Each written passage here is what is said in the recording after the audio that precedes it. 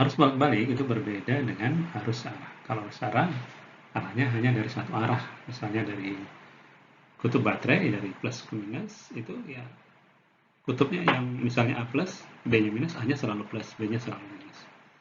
Ya, tidak berubah-ubah, tidak pernah berubah, misalnya B-nya plus, A-nya jadi minus. Tetapi kalau di arus bolak-balik, kita perhatikan colokan di rumah, ada kiri dan kanan, itu nggak jelas plus minusnya. Bukan berarti nggak ada plus minus, tapi plus minusnya berubah-ubah, berganti-ganti. Ya, setengah periode dari A ke B, setengah periode berikutnya dari B ke A. Jadi kalau kita pakai frekuensi dari PLN ini, ya, itu frekuensinya 50 Hz, artinya arus itu bolak-balik 50 kali dalam 1 detik.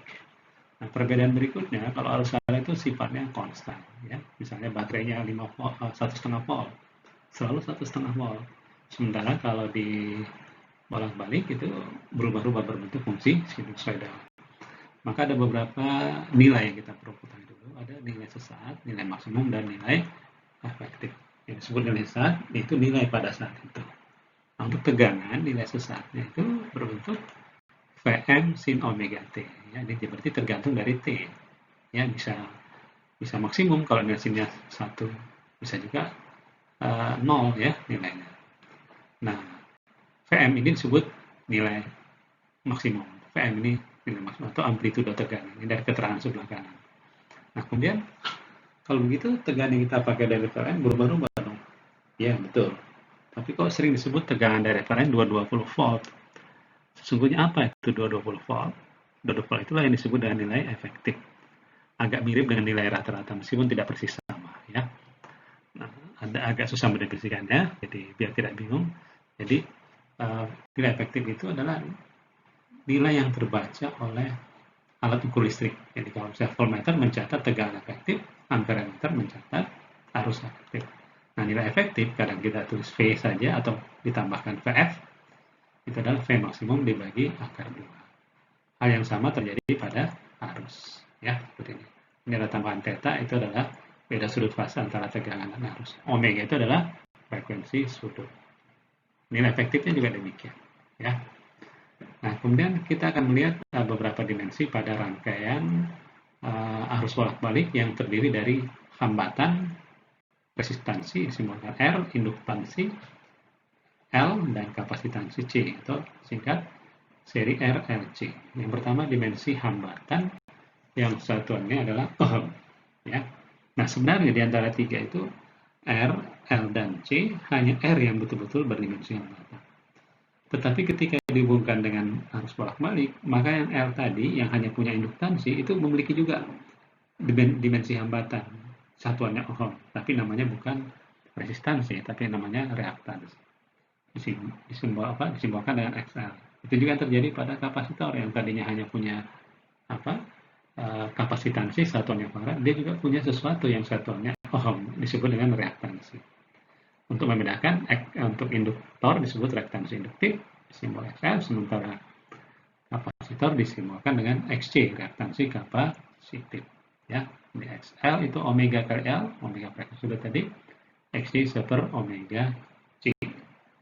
Nah, totalnya karena dia seri beda dengan kalau arus arah. Kalau arus arah R1, R2, R3 di seri dia jadi apa? R1 tambah R2 tambah R3. Nah, ini enggak. Dan nilai totalnya disebut dengan nama impedansi, disimbolkan dengan Z. Z itu akar R kuadrat tambah SL kurang XC kuadrat. Nah, dimensi arusnya dengan menggunakan hukum Ohm, arus efektif, V efektif dibagi Z. Arus maksimum, V maksimum dibagi Z. Kemudian kalau kita ambil voltmeter, kita ukur pada ujung-ujung resistor, ada tegangan, kita namakan VR. Kalau kita ukur voltmeter itu kita pasang pada induktor, ada tegangan juga, disebutkan dengan VR. Begitu juga pada VC. Ya, nilainya bisa diberikan oleh rumus ini, ya, seperti itu. Dan nilai totalnya seperti ini. Bentuknya mirip Z. Nah, kemudian ada namanya daya, ya. Nah, daya yang terbuang pada rangkaian seri RC atau disebut daya disipasi itu adalah arus efektif kuadrat dikali resistansinya. Satu hal yang khas dari arus bolak-balik itu adanya fase atau beda sudut fase.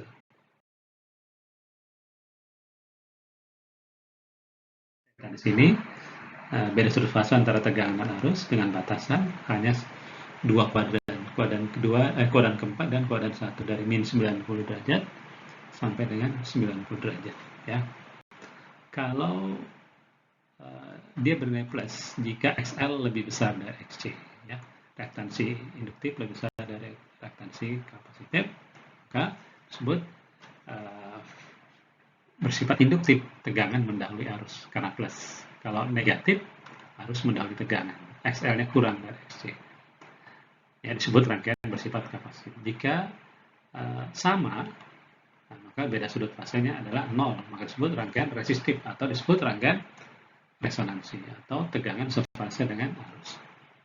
Ada lain khusus, jika induktor murni di rangkaian itu nggak ada yang lain, cuma ada induktor doang, maka beda sudut fasenya adalah plus 90 atau kita katakan tegangan mendahului arus seperempat fase. Kan satu fase 360 derajat. Sebaliknya terjadi kalau kapasitor murni, maka arus mendahului tegangan seperempat fase. Bagaimana kalau air murni? Ya, sama dengan resonansi.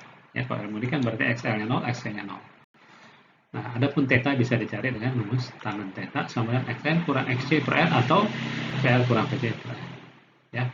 Nah, ini ada beberapa keadaan resonansi. Yang pertama frekuensinya seperti ini. Ini frekuensi dalam hertz. Ini frekuensi sudut dalam radian per second. Saat beresonansi, beda sudut fase 0, tegangan sefase arus, impedansi minimum, arus maksimum, tegangan di resistor jadi maksimum. Faktor dayanya, cos theta itu bernilai 1. Ya, itulah keadaan ketika resonansi. Sampai di sini tetap semangat ya, tetap semangat belajar.